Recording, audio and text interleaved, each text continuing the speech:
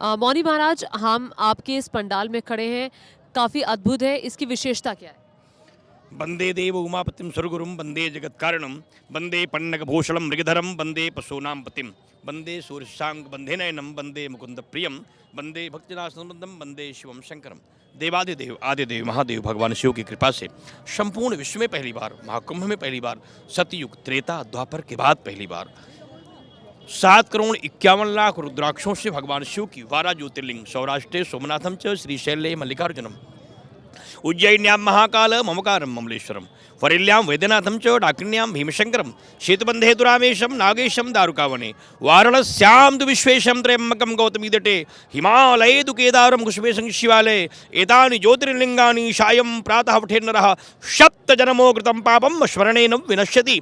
पूरी दुनिया में पहली बार रुद्राक्ष की 12 ज्योतिर्लिंगों का दर्शन कुंभ क्षेत्र तीर्थराज प्रयाग के नागबासु के द्वार के सामने जय महाकाल यज्ञशाला में हो रहा है। यहाँ यम यम चिंतते कामम तम तम प्राप्नोति निश्चितम शास्त्र कहता है। जो भी चाहते हो वह रुद्राक्ष की ज्योतिर्लिंगों से प्राप्त कर सकते हैं। सुख, ऐश्वर्य, लक्ष्मी, विद्या, बुद्धि, ज्ञान, तप, रिद्धि, सिद्धि, पुत्र, पौत्र, ऐश्वर्य, राजपद, श्रीपद तथा शक्तिपद, जो भी चाहते हैं, क्योंकि रुद्राक्ष एक मुख से लेकर के 27 मुख तक के शास्त्रों में पाए जाते हैं। कलयुग में 14 मुख तक के रुद्राक्षों की विशेषता दर्शन होता है, लेकिन भगवान भूतनाथ की कृपा से यहाँ सभी मुखों के रुद्राक्ष और श्वेत रुद्राक्ष, काले रुद्राक्ष और लाल रुद्राक्ष की प्राप्ति 10,000 गांवों की शिक्षा यात्रा के बाद मुझे प्राप्त हुई है। ये रुद्राक्षी मणियाँ संपूर्ण विश्व के लोगों ने, जिनकी आस्था है भगवान भूतनाथ में, उन्होंने प्रदान किया है। और क्योंकि भगवान भूतनाथ एक ऐसे देवता है कि जब उनकी कृपा हो जाती है, संसार का सब कुछ असंभव भी संभव हो जाता है। आप देख सकती हैं ये 11 फीट ऊंची जो शिवलिंग है, इन ज्योतिर्लिंगों के निर्माण के लिए, क्योंकि इसका ज्योतिर्लिंग कहेंगे तो लोग शंका करें ज्योतिर्लिंग कैसे, क्योंकि ज्योतिर्लिंग तो प्रकट होती है, 12 ज्योतिर्लिंग है वो सब प्रकट हुई हैं, फिर ज्योतिर्लिंग कैसे हो सकती है? क्योंकि सोने की, चांदी की, लोहे की, तांबे की, हीरे की बनाई जाने वाली मूर्तियाँ शिवलिंग हो सकते हैं, क्योंकि वहां निर्मित की जाएंगी। और रुद्राक्ष प्रकट है। रुद्र आक्ष, रुद्र माने शिव, आक्ष माने आंख, शिव के आंख से जो प्रकट है वह है रुद्राक्ष।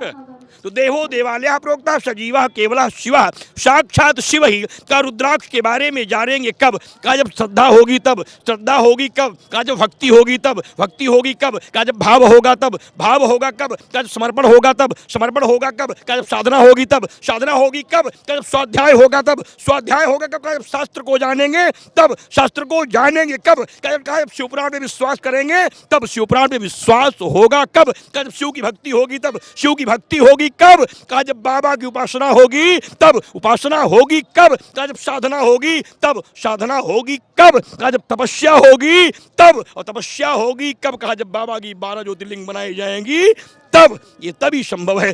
भगवान भूतनाथ की 16 प्रकार से और 5 प्रकार से पूजा की विधि है। ऋग्वेद, यजुर्वेद, सामवेद और अथर्ववेद, चारों वेदों में बाबा की उपासना की विधि बताई गई है। और विशेषता ऋग्वेद और यजुर्वेद में जो मंत्र है भगवान भूतनाथ के लिए, नमः शंभवाय च मयोभवाय च नमः शंकराय च मयस्कराय च नमः शिवाय च शिवतराय च नमो भगवते शाम सदा शिवाय नमः रुद्राय नमः पशुपतये नमः दिगंबराय नमः भूतेश्वराय नमः शिवाय नमः शाम्भवे नमः पशुपतये नमः दिगंबराय नमः महामृत्युंजयाय नमः और सर्व शोक हारिणे नमः। अब सर्व शोक हारिणे नमः के बाद सर्व रोग हारिणे नमः, सर्व पाप हारिणे नमः, सर्व ताप हारिणे नमः, सर्व संताप हारिणे नमः और सर्व राष्ट्र रक्षणे नमः। तो यहाँ 7 बड़े संकल्प हैं, इसलिए विशेषता है। सर्व राष्ट्र रक्षणे नमः भी है, इसमें है भारत हिंदू राष्ट्र, काशी मथुरा मंदिर निर्माण, गंगा विरल प्रवाह, गो हत्या बंद बेटियों की सुरक्षा, संपूर्ण विश्व से आतंकवाद का विनाश, शत्रुम रक्षय रक्षय शत्रुम भक्षय भक्षय शत्रुम मारे मारे मुहे मुहे स्तंभे स्तंभे उच्चाटे उच्चाटे सर्व शत्रुम राष्ट्र रक्षय रक्षय। हिंगफट का प्रयोग है।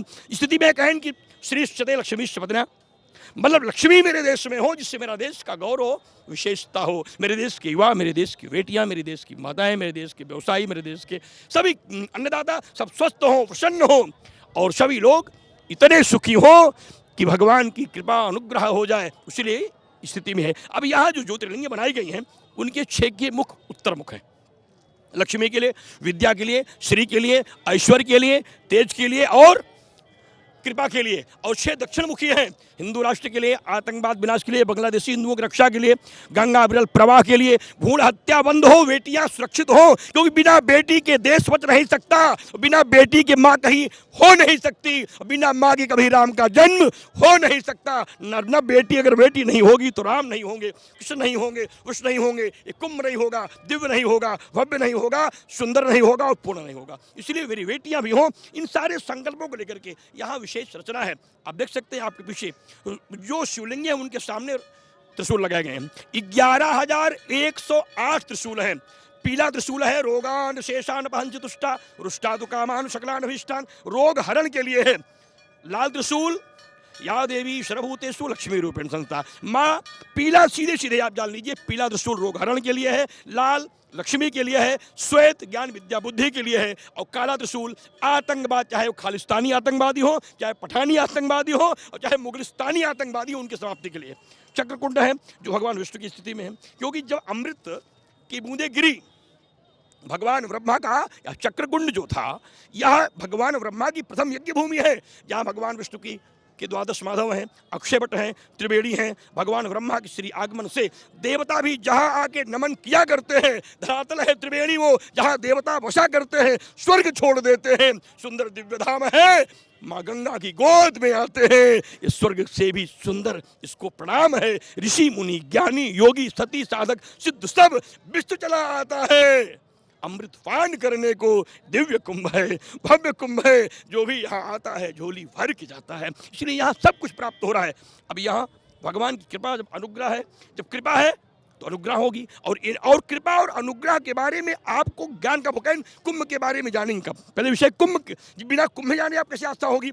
कहा कुंभ के बारे में जानेंगे कब? कहा जब भगवान के दिव्यतम स्वरूपों का चिंतन होगा तब। अब भगवान चिंतन किस कहेंगे? जब भगवान क्षीर सागर की दृष्टि का मंथन करेंगे तो समुद्र में प्रवेश करेंगे। जब समुद्र में भगवान के कहा कि धर्म की गति में प्रवेश करने वाले, मन की गति को गतिमान करने वाली, शक्तियों को ओतप्रोत करने वाले, समुद्र के मंथन से निकलने वाले रत्नों के बिंदु को चिंतन करता हुआ जीवन में प्रवेश करने वाली, गति को गतिमान करने वाली, साधना के सत्य को स्वीकार करने वाले अमृत को बूंद को कुंभ कहते हैं। वह कुंभ मेरे साथ है, जिसे वेद, पुराण, शांग, उपनिषद, न्याय, मीमांसा, संस्कृति, भाषा, बहुभाषा के लोग आनंद प्राप्त करते हैं। लिखा है एक बार कुंभ नहा लीजिए। आपके चैनल से भी लोग कुंभ अगर स्नान कर रहे हो, एक बार कुंभ नहा लीजिए, और 100 बार आप माघ नहाए हो, 100 बार आपने माघ नहाया हो, 1000 बार कार्तिक नहाया हो, नर्मदा स्नान किया हो, आपका चैनल प्रतिष्ठित चैनल है। बड़ी बात कह रहा हूं और पूरी पुष्टि से कह रहा हूं, बड़ी विनम्रता से। अगर एक बार भी आपने कुंभ स्नान कर लिया तो हजारों बार त्रिवेणी स्नान से भी अधिक फल प्राप्त होगा। नर्मदा स्नान कर लेंगे, किए होंगे, उससे ज्यादा फल प्राप्त होगा। इसलिए आइए महाकुंभ में डुबकी लगा लीजिए, जीवन को बचाने के लिए तो साधना कर लीजिए। मोक्षदायिनी है, यही मत मानिए, सिद्धदायिनी भी है, राजदायिनी भी है, शक्तिदायिनी भी है, पुत्रदायिनी भी है, ऐश्वर्यदायिनी भी है, विद्यादायिनी भी है, वैभवदायिनी भी है, और कृपादायिनी भी है।